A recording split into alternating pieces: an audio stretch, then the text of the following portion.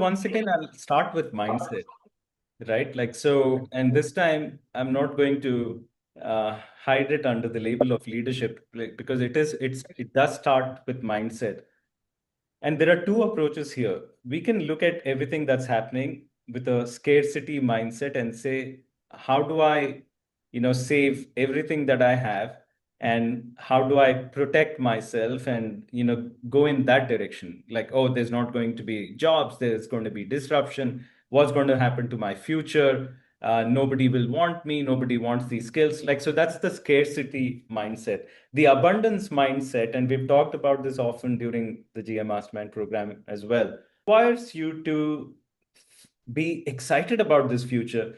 That mindset would tell you this stuff is exciting. It's an adventure that I'm going to go on, and I'm going to figure out a way to put all this together and reinvent the future like it doesn't exist. And that's going to be so meaningful for me. I'm going to create the opportunities, create the jobs that don't exist. I'm going to be the one to lead the industry into the future. So that's a completely different mindset. So taking that whole abundance mindset and approaching these changes that are happening, various answers for people at various stages. But number one thing is to learn and prepare for what's happening. Understand the underlying themes here. What are exponential technologies? Why are things doubling? And how do you make sense of it? How do I get the drive and energy to take massive, big action, not just incremental action? Like, so figure that part of your mindset first. Like, that's important, regardless of where you are in your career. Knowing how to unlearn and relearn very quickly, that's going to be always relevant. To be innovative is going to be always relevant. To be able to be entrepreneurial, to know what the fundamental dynamics of a startup or a business are, that is always going to be relevant. To know how to manage time and resources, that's always going to be relevant.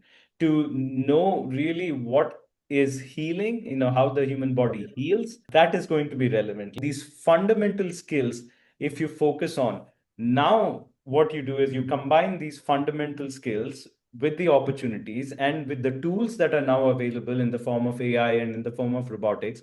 And instead of fearing this future, the question should be, how do I actually embrace and how do I accelerate to this future and actually make it happen? And then you'll see that suddenly so many opportunities open up. The way I'm seeing it, like right now, GI is estimated to be about $136 billion industry, putting everything together, all various disease conditions. This is how the GI startups present to the venture capital world. My challenge and premise to the GI industry is, can you 10x that? Which means we are talking of an industry that is possibly worth $1.4 trillion. And where is that going to come from? It is going to come from the microbiome. It is going to come from the non-invasives and digital biology. It's going to come from AI enhanced care. It's going to come from robotics. It's going to come from virtual GI care. So all of these new avenues are going to create opportunities that we are currently not seeing. To look at this future so differently and say that, like, look, I'm going to learn this. I'm going to start working in this problem space, and because this excites me, and then I'm going to see how to make a different future possible. I think that type of thinking is very, very critical and urgent and important right now.